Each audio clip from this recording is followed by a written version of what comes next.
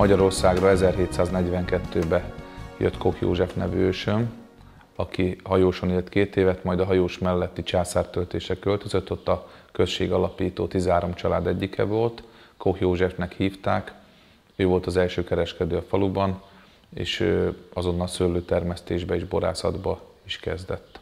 Gyakorlatilag a családunk azóta itt Magyarországon szőlőtermesztéssel és borászkodással foglalkozik.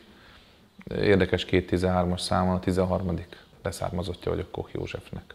A II. Világháború után a svábokat kollektíven büntették, ezért mindenüket elvették, földjeiket, pincéiket. Így nagyapám nagyon nehéz helyzetbe került, majd a TS alakítás után ilyen háztáji földet kapott nagyapám és dédapám is, és így hát viszonylag kicsi birtokon 3000 négyzetméteren nagyapám és 3000 négyzetméteren dédapám szőlészkedtek. Édesapám szintén 3000 négyzetméternyi háztáit kapott, így a családnak az előző rendszerben gyakorlatilag 1 hektár szőlőn kellett gazdálkodni, majd a rendszerváltás után, 89 után elkezdtünk földeket összevásárolni és növeltük a birtokainkat, és ugye ma Hajósbai borvidéken közel 90 hektár szőlőültetvényen rendelkezik a borászatunk. Tavaly volt 20 éve, 2011-ben, hogy elkezdtem szőlőtermesztéssel és borászkodással foglalkozni, és 20 év alatt jutottunk el a 2000 hektárról a 90 hektárig. Ez egy folyamatos technológiai fejlődés is természetesen nyomon kísérte. Először a császártöltési pincékben tanultam meg a hagyományos löszfalba vált pincékben a szőlőtermesztés és borkészítés alapjait, majd ezeket kinőve itt Borotta mellett, hiszen én Borottán születtem, itt megvásároltam egy tanyát, amit elkezdtem fejleszteni, és hát a fejlődés mind a mai napig tart. A borvidék az alföldi régióban mind talajminőségben, mind pedig tengerszint feletti magasságban kiemelkedik, ahol jelenleg vagyunk, itt a borászat körül is 135-140 méter a tengerszint feletti magasság. Ez azért lényeges, hiszen az alföldi szőlőtermesztésnek igazából a téli fagyok a legnagyobb károkozói.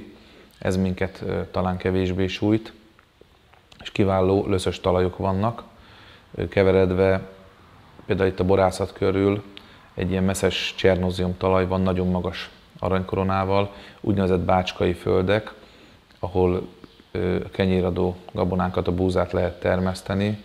Itt a szőlő is természetesen kiválóan érzi magát, hisz nagyon gazdag a talaj, ásványanyag tartalma, mindenféle mikro- és makroelemből bőven áll rendelkezésre a növénynek, és mi az ország legdélebbi részén vagyunk, nagyon magas a napsütéses órák száma is. Gyakorlatilag a kiváló fehérboroktól kezdve a testes vörösborokig nagyon széles szortimenttel lehet dolgozni.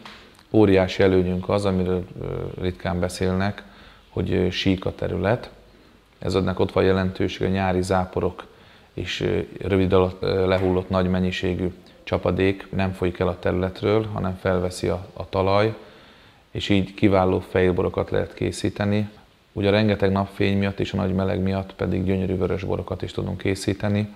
A Hajós-bajai borvidéken az 1700-as években betelepített svábok magukkal hoztak egy olyan magasabb szintű borászati kultúrát, egy olyan pince technológiát, melyet itt meghonosítva alakult ki a borvidék mai arculata.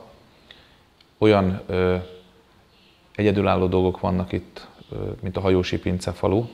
A hajósi pincefaluban több mint 1100 pince található, utcákba rendezve, elkülönülve a településtől. Viszonylag széles fajta spektrummal dolgozunk. A fehérborok közül olasz rizling, rajnai rizling, chardonnay a legjellemzőbbek. Utóbbi időszakban intenzív cserszegi fűszeres telepítésbe is kezdtek az itteni termelők, hisz rájöttek arra, hogy a cserszegi fűszeres kiválóan érzi magát a borvidéken, hisz szereti a jó talajokat. Vörös szőlők közül kékfrankos, kadarka, cabernet sauvignon, cabernet franc, és egy nagyon kevés merlot van a borvidéken. Mint az országban szinte mindenhol, a kadarka volt a legelterjedtebb fajta még a 1900-as évek elején, közepén. Kiválóan érezte magát, a hajósi pincefalu közti ültetvényeken Ma is találhatók több mint 100 éves kadarka ültetvények, melyek kiváló kitettség miatt soha nem fagynak meg, és kiváló magas minőségű szőlőt termelnek. Többen a borvidéken lévő pincék közül telepítettek kadarkát, Sümegi borászat és az én borászatom is. Tavaly termett először 2011-ben, és ezzel a borral a nemzetközi kadarka versenyen aranyérmet értünk el, és a református egyház megválasztotta az úrvacsora borának. Borászatunk teljes kapacitása 16 000 hektoliter, melynek körülbelül az éves termelésünk az olyan 8 000 hektoliter környékén van, inkább 7 000 hektó, melynek jelenleg 80%-át már üvegpalacban értékesítjük. Legfőbb partnerünk a Magyar Üzletlánc, a CBA, aki azt gondolom, hogy igazán becsületes módon a magyar bortermelők mellé állt. A Mini Vinotéka rendszerrel, melynek Vince Árpád főborász volt a megalkotója. Egy olyan lehetőséget teremtettek a magyar kisebb borászok számára, mellyel, hogyha megfelelő minőségű terméket készítenek, kisebb tételekkel is piacra tudnak kerülni. Valljuk azt, hogy nem szabad csak nagyon magas minőségű, szinte megfizethetetlenül drága borokat készítenünk, hisz ez egy nemzetnek, egy társadalomnak a széles igényeit nem tudja kielégíteni. Ezért olyan borokat törekszünk készíteni, amik elsősorban kiváló árérték arányokkal hívják fel magukra a figyelmet. Az előbb mondtam, hogy az országos borversenyen legjobb fehérbor a mi borunk lett, egy cserszegi fűszeres, és egy másik kategóriát is megnyertünk, a legjobb árérték arányú fehérbort.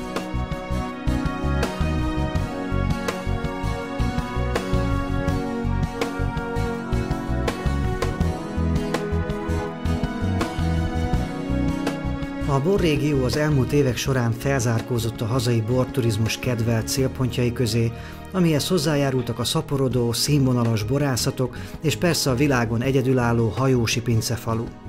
A pincészetek egy része megteremtette a komplett vendéglátás alapjait. A kochborászat is hangulatos kóstolópincével, étteremmel és a jó borok mellé kemencében sült ételekkel várja a kisebb-nagyobb csoportokat, akik egyre növekvő létszámban érkeznek a borotai pincészetbe.